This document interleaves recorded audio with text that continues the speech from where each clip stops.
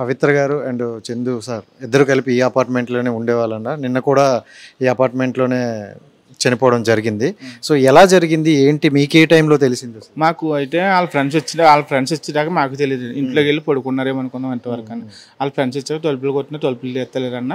ఒకసారి రండి తలుపు చూద్దామంటే ఒకసారి వెళ్ళాము. వెళ్తే తలుపు పట్లు కొట్టినప్పుడు ఊరేసి ఉన్నారు. అంటే ఇప్పుడు ఇక్కడ ఆల్రెడీ ఇది పవిత్ర గారిదా లేకపోతే చందు గారిదా ఈ ఇల్లు? రెంట్ అంటే ఎవరు తీసుకున్నారు? పవిత్ర గారు తీసుకున్నారా చందు గారు? ఇద్దరు వచ్చారండి అప్పుడు తీసుకుంటారు. ఇద్దరు వచ్చారు. సో వాళ్ళిద్దరు కలిసే ఉంటారు ఇక్కడ? కలిసే ఉంటారండి. ఎన్ని సంవత్సరాల నుండి కలిసి ఉన్నారు?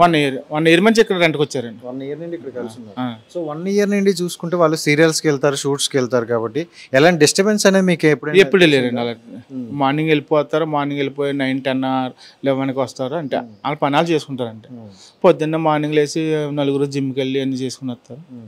బాగానే ఉండేవారు అంటాను. ఏ గొడవలు గట్ట ఏమి లేవు. అంటే చందు సార్కి ఆల్రెడీ పెళ్ళి అయింది, పిల్లలు ఉన్నారని చెప్పారు. సో వాళ్ళ పిల్లలు ఎప్పుడైనా ఫ్యామిలీ కానీ ఇక్కడ వరకు అయితే మాకు తెలియదు అండి. తెలియదు, మాకు తెలియదు. ఇదే ఫ్యామిలీ అనుకునే వాళ్ళం మేము అసలు. అలా ఆ విషయాలు అయితే మాకు తెలియదు. మీకు ఎప్పుడు తెలిసింది ఇది? మాకు ఇప్పుడు నిన్న న్యూస్ వాళ్ళు చెప్పేదాకా తెలిసింది. మాకు అప్పటిదాకా తెలియదు అసలు. అంటే ఇప్పుడు ఆవిడ చనిపోయారని మొన్న తెలిసింది కదా. సో ఆవిడ చనిపోయారని తెలిసిన తర్వాత మళ్ళీ ఇతను ఎప్పుడు వచ్చారు ఇక్కడికి? నిన్న వచ్చారండి. మొన్న ఒకసారి వచ్చారు. బట్టలు గట్ట పట్టుకెళ్ళాలి, అక్కడికి బట్టలు గట్ట ఏం పట్టుకెళ్ళారని వచ్చారు. నిన్న ఒకసారి వచ్చారు. నిన్న వచ్చి మాకు తొలిపేసుకున్నారంటే అంతవరకు. ఎన్ని గంటల సమయంలో వచ్చారు అతను? 10 మార్నింగ్. నిన్న మార్నింగ్ 10కి వచ్చారు.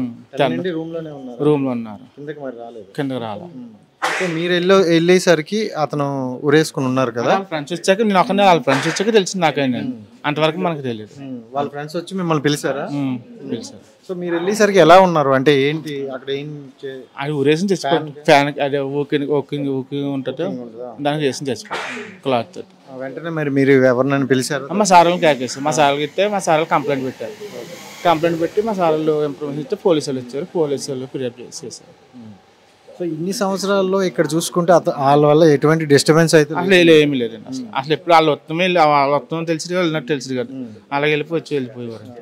సో పవిత్ర గారు కూడా అలానే ఉండరు, షూట్కి వెళ్ళి వచ్చి వెళ్ళిపోవడం. ఇక్కడ మీతో పాటు ఏమైనా మాట్లాడారు? లేదు, అలాంటిది ఏమి లేదు. సో ఆవిడ వచ్చి పాలు చేసి వెళ్ళిపోయేవారు అంటే అంతవరకు.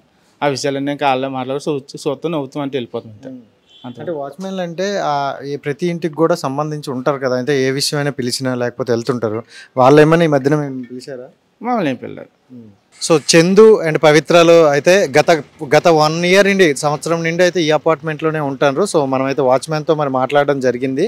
సో గత సంవత్సరం నుండి అయితే ఈ అపార్ట్మెంట్లోనే ఉంటున్నారు. అండ్ వాళ్ళిద్దరూ అయితే హస్బెండ్ అండ్ వైఫ్ అని వాచ్మెన్ కూడా అనుకున్నారంట. సో ఈ చూసుకుంటే పవిత్ర గారు చనిపోయిన తర్వాత నుండి రీసెంట్గా మధ్యలో ఒకరోజు వచ్చి బట్టలు పట్టుకెళ్ళారంట. మళ్ళీ నిన్న మార్నింగ్ చూసుకుంటే 10 o'clock వచ్చారంట. 10 o'clock నుండి వచ్చి ఆ రూమ్లోనే ఉన్నారంట. ఎర్లీ మార్నింగ్ చూసుకుంటే వాళ్ళ ఫ్రెండ్స్ వచ్చారంట. ఫ్రెండ్స్ వచ్చేసిన తర్వాత ఫ్రెండ్స్ వచ్చి చూస్తే డోర్ తీయడం దాని అంటే వాచ్మెన్కి వచ్చి అడిగారంట. డోర్ కొంచెం బద్దలు కొట్టి వెళ్తే హ్యాంగ్ చేసుకొని ఉన్నారట. సో ఇది వాచ్మెన్ అయితే చెప్తున్న విషయాలు.